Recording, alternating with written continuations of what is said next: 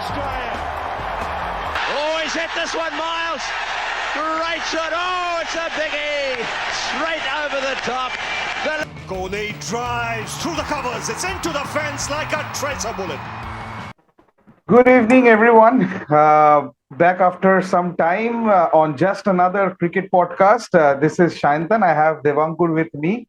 Unfortunately, Gopal couldn't join, so the trio is not formed today. But we still made it. It's pretty late at night, it's about 15 minutes to midnight.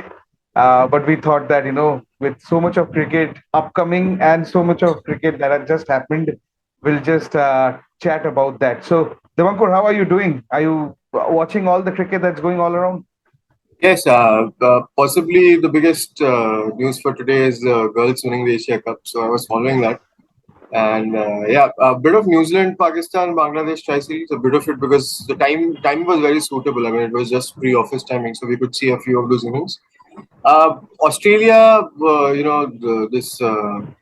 England, we got, it lost a bit of shine. I don't know why. We'll discuss it more, once we discuss about the teams, the preparations, how the teams are faring up.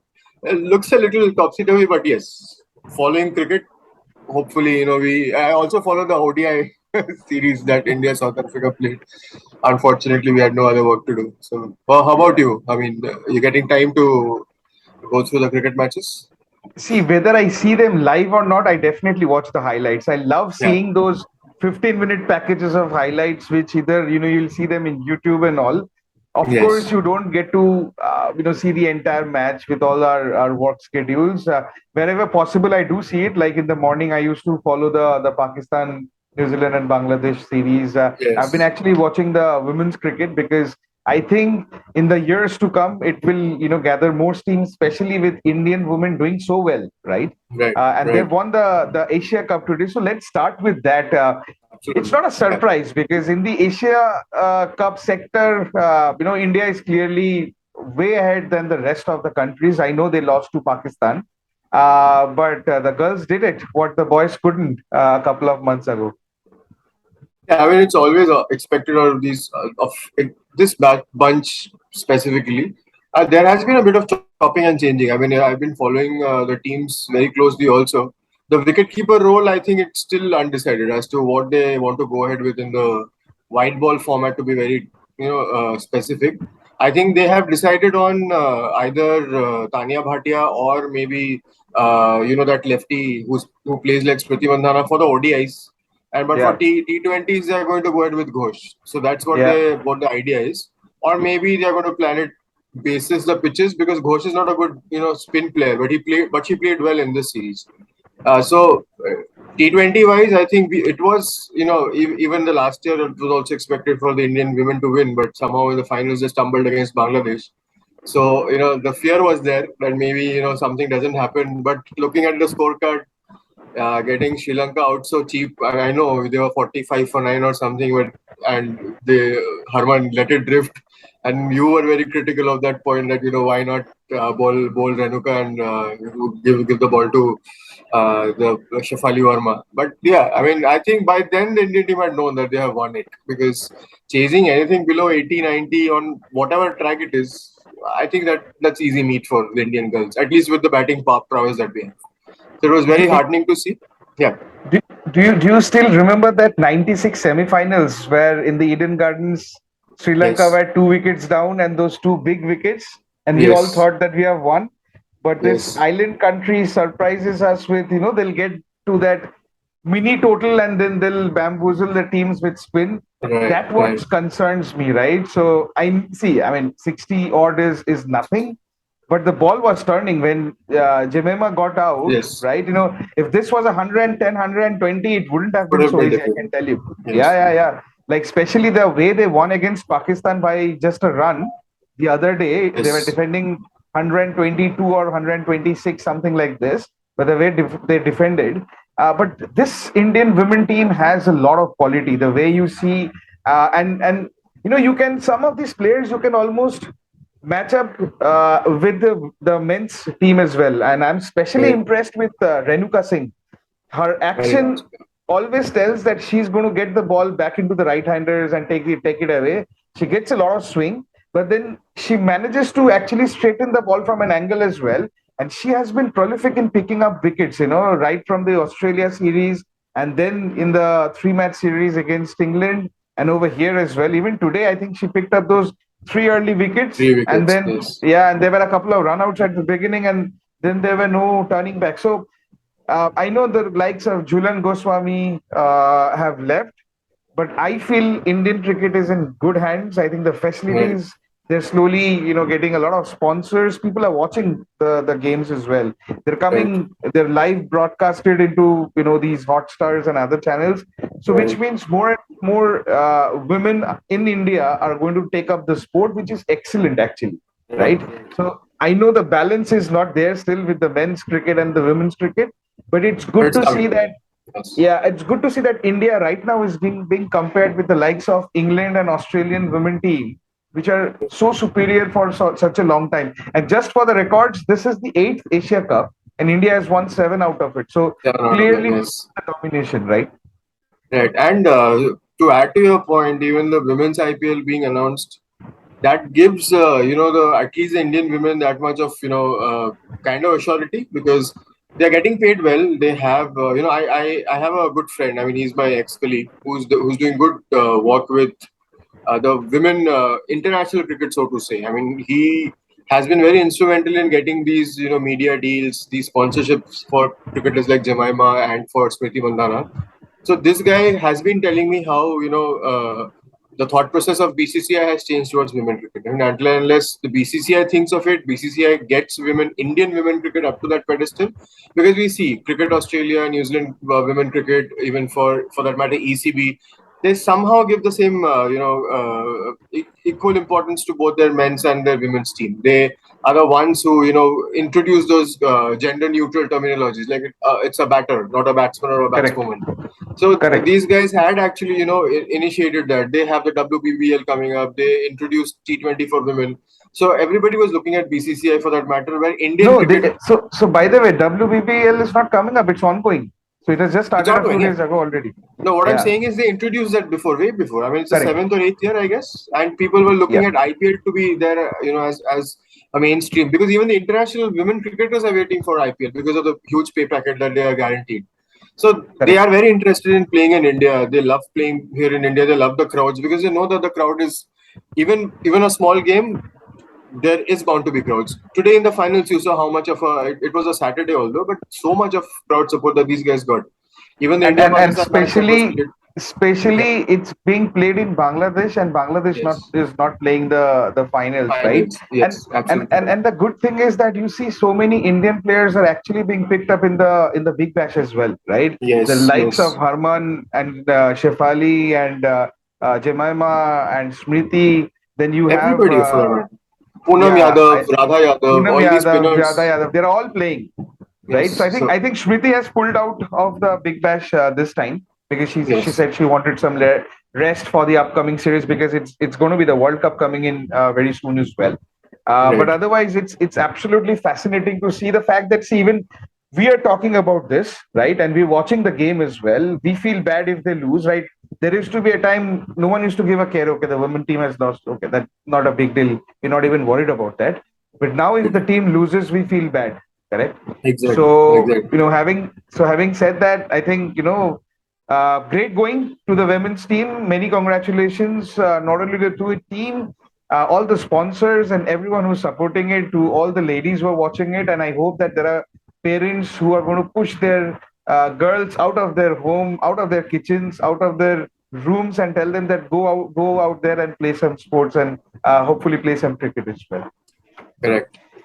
Okay, so a lot of things are happening as we are almost a week away from the big one, right? The Right. men's T20 World Cup. And while I say so, this next week, I think starting from tomorrow, there will be this preliminary matches, while mostly with the smaller nations, but there will be a couple of big nations playing. Sri Lanka, who's the current Asia Cup champion, and West West Indies, Indies. right? But I know we're all glued towards the India Pakistan match on Sunday, which is unfortunately 65% of rain is predicted. Yes. But Devankur, the big news is Okay, I'll have a couple of questions for you. I don't know if you have heard, but the big news is for the last few days that Pakistan is claiming that Shaheen Afridi is fit. He's going to play the practice matches next week, and he is going to be in the playing 11 of India versus Pakistan on Sunday. So first of all, your reactions to that, Hmm. and with Shaheen coming in, what is the win lose percentage that you will keep for India and Pakistan? See, I mean, I don't think so. Somebody has to be pushed in that early or that quickly into the team. We face the same problem, right? I mean, if you look at it in terms of experience wise or in terms of what has been happening over, in international cricket, pushing somebody into the team who's just come out of injury, maybe he's done best or he's done his best, he's done a good job before that the injury cover came into picture. I don't think it is feasible enough to push it to that, and that's what's happening to our team also. Bumrah got injured, Shardul Thakur got injured, and for that matter, Shaheen Shah Afridi would have no match practice. He'll be playing two practice games. But saying so, I do not know how their recuperation or rehabilitation system is. In India, it is a failed system that we could easily say with what's happening to this Deepak Chahar, with what's happened to Bumrah, with what's happened to Washington Sundars and everything. They come, they play a couple of matches, and then they complain of a stiff back or something of that sort. So something is wrong in India. So sitting here in India, I can't predict about what much about Pakistan. But another major news from Pakistan is that Fakhar Zaman has also been brought into the main 15, and he's just replacing Usman Qadir. So Correct. it's not a like for like replacement somehow, but Fakhar Zaman, Shaheen Shah Afridi, Yeah, and but you know what? What then do a couple of points. First on Shaheen Shah Afridi and why I asked for your reaction. I feel right. He never had that level of injury if he's playing, because okay, if you have gone through a surgery, you cannot be back so soon, right? You're just not ready to back too soon. It can be a strategic move for Pakistan to say that okay, he may not be there and all, and then bringing in the surprise, right? mm-hmm. But we all love to see Shaheen bowl, and it would be Right. great if India wins when Shaheen plays as well. I am still looking forward to the Shaheen Afridi and Wade confrontation as well. But I somehow feel that it was never a surgery for sure, and we'll know in the coming days. It was Mm-hmm. certainly not a surgery to that level for sure. And I've Right. heard the doctor who was there with him in UK is going to be there in this series with him as well, keeping a close eye. So tell me Okay. now, with him coming into the playing 11, what do you think is going to be the win lose ratio percentage as per you for India and Pakistan? See, I think Indians are anyway very wary of any tall left arm, pacey and swinging or a swinging bowler for that matter. So this tilts it into Pakistan's favor immediately with Shaheen's introduction. I think again, I mean, I would say it is Rohit Sharma's onus to start off well. And KL Rahul has been in good form. I mean, whatever we've been talking about him, he's been in good form. Last 6, 7 matches, including the ones that he's played against Western Australia, he's been in good form. So I think I would still say 51% Pakistan, 49% India. But then again, when I look at the Pakistani middle order on the batting side, I still have some faith that our batting would still fare better if we play Haris Rauf and Shaheen Shafiri well, and possibly with our batting doing well, our bowling side could be good enough to actually topple them out. So I would still give 1% extra to Pakistan just because Shaheen Shafiri is back. Otherwise, it's a game of equal scales as of now. That's what's been happening. So that's what So, I think. so, so just let me tell you a few numbers. In the last three T20 matches that have been played, right? Picking up from the last World Cup. So Pakistan have won twice. One of them were convincing win, and India have only won once, which was a very close match that we could have lost, or we could have won the other match as well had Arshdeep not dropped that catch. So I Right. kind of agree with you. Probably I'll give a 55 to Pakistan and a 45 to India. The only reason being in the last few matches, I see that this guy, the middle order is coming slowly into terms. Like I really Hmm. love the way Iftikhar played in the final, right? He didn't go for big shots. He was just pushing the ball in the in the gaps and picking up a couple of runs. Nawaz has played some good cameos, and he is probably one of the guys. When he hits the ball, he doesn't look like he's slogging. Those are good cricketing shots, clean hits, like we see the Hardiks and the DKs of the world. Of course, I don't rate him at that level yet, but he is good. And with so many all-rounders that they have, they actually bat till almost 8 or 9, right? So, even Shadab Khan can bat, and you have, Haider Ali, who played a crucial role. I feel, Shan was one of the weak link, and all the three top players, if you bat at a 120-25 strike rate, that's a problem for Pakistan. But I think Fakar is going to replace him. And the only problem that these guys might have is facing the short ball. The problem with India is in their playing 11, I don't think you have someone who will bowl consistently 145 plus. And if you have Shami bowlers, plays. If Shami plays, I think Shami will.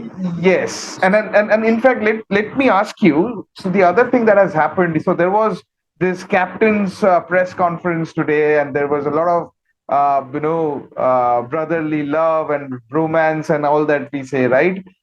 It was Babar's birthday as well, so Finch got a cake as well, and a lot of photo shoots and all. But tell me, Rohit mentioned that he has already picked his 11 and he has informed those players that they're playing in the first match against Pakistan. So, a couple of questions. One, what do you think is his playing 11? Or let's say, what is your playing 11? Two, do you think it helps the players if you inform them well in advance that they're going to be playing in that match? Yeah, to answer your second question first, I think yes, it helps a lot in the sense that these guys can actually be, match ready. And with two practice games coming up, I'm pretty sure that the same 11 is going to play both those games.